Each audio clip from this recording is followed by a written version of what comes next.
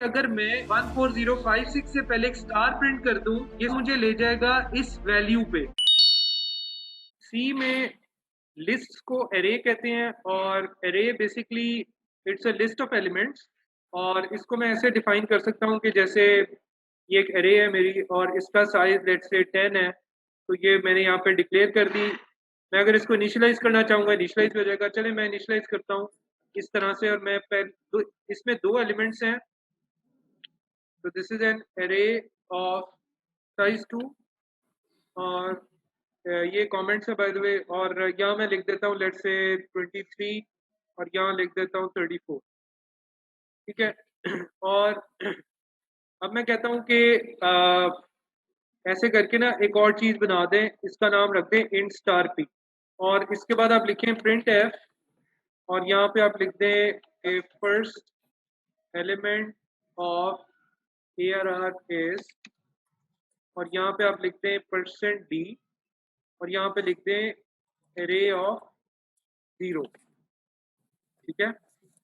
उसके बाद आप लिख दें print F first element of ARR is, ये दोबारा लिख दें, और इसके आगे लिख दें परसेंट डी, और यहाँ पे लिख दें स्टार पी। उसके बाद लिख दें यही काम आप एक दफ़ा और कर दें, और यहाँ पे फर्स्ट की जगह लिख दें सेकेंड, और यहाँ कर दें आप एरे ऑफ 1, और यहाँ आप कर दें +1। तो ये बेसिकली ज़रा आप लोग ट्राई करें, के बाद इसको डिस्कस हम बाद में करेंगे। पहले हम इसको थोड़ा सा इधर इसको हम लिखेंगे, इधर ही कर देते हैं ARR। सेम आउटपुट आ रही है फर्स्ट टू लाइन की। सॉरी, एक चीज इसमें ऐड कर लें, इधर \n लिख दें ताकि ये जंबल्ड अप ना हो जाए। कि मैंने \n हर लाइन के एंड में प्रिंट एफ के स्ट्रिंग के एंड में प्रिंट किए हैं, तो इससे आपको नजर आएगा जब ये रन होगा तो first two lines will have the same output and the second two lines will also have the same output. First two lines की आउटपुट 23 होनी चाहिए और सेकंड टू लाइंस की आउटपुट भी 34 होनी चाहिए। एक और काम करें आप लोग, प्रिंट एफ और उसके आगे लिखें आप address of array, address of ARR is. ठीक है। इसके आगे लिखते हैं %LD, और उसके आगे आप लिखते हैं लॉन्ग इंट, और उसके आगे आप लिखते हैं ARR लॉन्ग इंटीजर। हाँ जी। और ये उसके बाद आप लिखते हैं array the address of, again यही लाइन लिख लें, लेकिन यहाँ पे ना आप लिख दें P, और उसके बाद फिर आप लिख दें एड्रेस ऑफ, उसके आगे आप लिख दें एम्परसेंड ARR और 0। ठीक है। अब चेक करें कि इन तीनों इसमें, बल्कि ना आपको ना एक ऐसे भी कर दें \n भी कर दें। क्या करें, इसको जरा पहले आप चेक करें, तीनों की आउटपुट चेक करें, डिफरेंट आ रही है सेम आ रही है। चले कोई एक बंदा मुझे बता दे क्या वैल्यू आ रही है, पूरी लिखवाएं। 140726। ठीक है। 564। ठीक है। 11756। ठीक है। एक बड़ी सी वैल्यू आ गई है जो कि एड्रेस की वैल्यू है।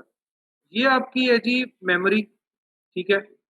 दिस इज आवर मेमोरी, और इस मेमोरी में हमारे पास डिफरेंट लोकेशंस हैं, ऐसे ऐसे। एक ये लोकेशन है, एक ये लोकेशन है, एक ये लोकेशन है। इस तरह बहुत सारी लोकेशंस हैं जो कि आपकी मेमोरी में एग्जिस्ट करती हैं। यही हमारा व्यू है मेमोरी का। दूसरे इसके अलावा जो हमारे हमें मेमोरी के बारे में इंफॉर्मेशन होती है वो वो ये होती है कि इसके कोई ना कोई एड्रेसेस होंगे, तो इस मेमोरी के कोई ना कोई एड्रेसेस भी होंगे, तो यहाँ पे मैं उनके एड्रेसेस लिख रहा हूँ। अब ये जो इन्होंने बड़ा सा नंबर लिखवाया है, ये हमारा अपना प्रूफ है। हमें नजर आ रहा है कि ये बेसिकली जो है एड्रेस है एरे का। तो मैं लिख देता हूं कि अच्छा, इसको मैं ना जरा शॉर्ट कर रहा हूं, मैं इसके ये 140 और 56 के दरमियान में डॉट डॉट डाल रहा हूं, ठीक है। एक लंबा सा नंबर है, जो कि आप सबको एक लंबा सा नंबर नजर आया होगा जब ये कोड रन हुआ होगा। तो मैं इधर लिख देता हूं जी कि ये वो एड्रेस है 140 डॉट डॉट डॉट 56, ठीक है। ये इसका एड्रेस है, और इस एड्रेस पे क्या चीज पड़ी हुई है, इस एड्रेस के ऊपर पड़ी हुई है एरे ऑफ 0, और उसकी वैल्यू मैंने इनिशियलाइज की थी 23, ठीक हो गया। सी लैंग्वेज बहुत ही लो लेवल लैंग्वेज है, उसकी वजह से ये सारे के सारे काम आपको ना, आप समझे आप बस असेंबली लैंग्वेज ही कर रहे हैं, थोड़ी सी डिफरेंट शक्ल में ना। तो ये आ गया अब आपका, ये दूसरा एलिमेंट है, और दूसरा एलिमेंट है 34, और उसको हम जब हमने सी में रेफर करना होता है ना लिस्ट के दूसरे एलिमेंट को, तो हम इस तरह करते हैं ARR ऑफ 1। नेचुरली अगर पिछले का एड्रेस ये था तो अगले का क्या होना चाहिए, 5757। अच्छा, अब ऐसा करते हैं कि थोड़ा सा इसको समझने की कोशिश करते हैं। जब मैंने स्क्रीन पे 23 प्रिंट कराना था तो मैंने क्या लिखा, मैंने लिखा ARR ऑफ 0। जब मैंने स्क्रीन पे प्रिंट करवाना था, क्या प्रिंट करवाना था, 23, यानी कि एरे के फर्स्ट एलिमेंट की वैल्यू। तो मैंने सी लैंग्वेज में क्या सिंटेक्स यूज किया, एरे का नाम लिखा, ब्रैकेट लिखा, उसमें 0 लिख दिया। ये तो सिंपल है, ये तो आप हर लैंग्वेज में देखते हैं। अच्छा, दूसरा काम मैंने थोड़ा गड़बड़ वाला किया, लेकिन उससे पहले मैं जरा इस लाइन को ना जरा ब्रेक करके लिख देता हूं। मैं इसको ऐसे लिख रहा हूं, P is equal to ARR। इस तरह भी चलेगी, पहले जो लिखी हुई थी वो भी चलेगी। P is equal to ARR का मतलब ये है कि आप ये कह रहे हैं कि एरे का एड्रेस और P का एड्रेस सेम है। तो आपने बेसिकली P के अंदर भी यही चीज सेव करवा दी कि P is equal to 140 dot dot 56, ठीक है। ये काम, जब ये काम किया तो यहाँ पे आपने एक वेरिएबल डिक्लेयर किया जो कि पॉइंटर टाइप का था, जिसका नाम P था, और उसकी पॉइंटर टाइप वेरिएबल, ठीक है। और यहाँ पे आपने क्या किया, आपने उसको इक्वेट कर दिया, या आपने एरे की एड्रेस की वैल्यू P में डाल दी, right. Address of array copied to P, ये काम किया। अच्छा, अब मसला ये है कि P के अंदर क्या पड़ा हुआ है, P के अंदर पड़ा हुआ है ये वाली वैल्यू, ये पूरे की पूरी वैल्यू 14056। उस एड्रेस पे मेमोरी में जो वैल्यू पड़ी है, तो मैं चाहता हूं कि एड्रेस P जो कि है 14056, इस एड्रेस पे मेमोरी के अंदर जो डेटा पड़ा हुआ है वो डेटा स्क्रीन पे डिस्प्ले करवाऊं। तो मैं क्या लिखता हूं, स्टार P। इसका मतलब ये हुआ कि अगर मैं इस जगह एक स्टार प्रिंट कर दूं 156 से पहले, 14056 से पहले एक स्टार प्रिंट कर दूं, ये स्टार मुझे ले जाएगा इस वैल्यू पे। स्टार एड्रेस से पहले स्टार लगाने का मतलब क्या है कि आप उस वैल्यू की बात कर रहे हैं जिस वैल्यू का ये एड्रेस है। P जिस वैल्यू का एड्रेस है, उस P के पहले अगर स्टार लगा दिया जाए तो वो आपको उस वैल्यू पे ले जाएगा। इस प्रोसेस को कहते हैं डी रेफरेंसिंग।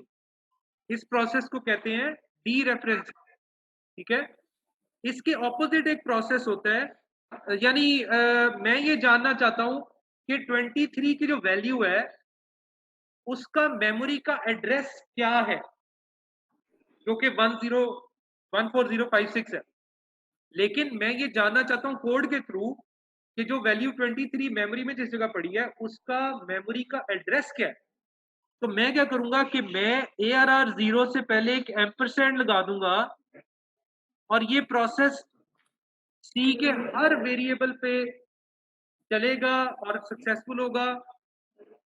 तो इसका, इससे क्या होगा, ये एम्परसेंड मुझे किधर ले जाएगा, ये एम्परसेंड मुझे 14056 की वैल्यू पे ले जाएगा, इस वैल्यू के ऊपर।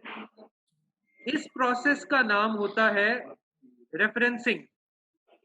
ये डी रेफरेंसिंग का ऑपोजिट प्रोसेस है, ठीक है। They go hand in hand. Sometimes you need, अब आपका क्वेश्चन होना चाहिए कि ये तो आपने एक दफा यूज किया, पी के साथ तो एम्परसेंड यूज नहीं करना पड़ा। तो उसका आंसर क्या है कि पी खुद एक वेरिएबल है जिसके अंदर वैल्यू ही पड़ी है एड्रेस की। अगर मैं उसके साथ भी एम्परसेंड लगाऊंगा तो वो मुझे एक मेमोरी की एक और जगह पे ले जाएगा। ये देखिए, पी बेसिकली कहां पड़ा है, पी मेमोरी में नहीं, पी खुद भी मेमोरी में कहीं पे सेव हुआ है और उसके अंदर वैल्यू पड़ी हुई है 14056। अब वो पी खुद जहां पे पड़ा हुआ है उसका अपना एक एड्रेस है। आप उसको यही प्रोसेस यूज करके उस एड्रेस को प्रिंट करवा सकते हैं, लेकिन क्वेश्चन ये उसका फायदा इस कॉन्टेक्स्ट में कोई नहीं। हमने उस वेरिएबल को खुद यूज किया हुआ है एड्रेस स्टोर करने के लिए। हमें उसका एड्रेस जानने की क्या जरूरत कि वो खुद कहां पड़ा। अच्छा, तो ये तो हो गया। अच्छा, यहाँ पे क्या हो रहा है ये सबने देखा होगा, ये क्या चीज हो रही है।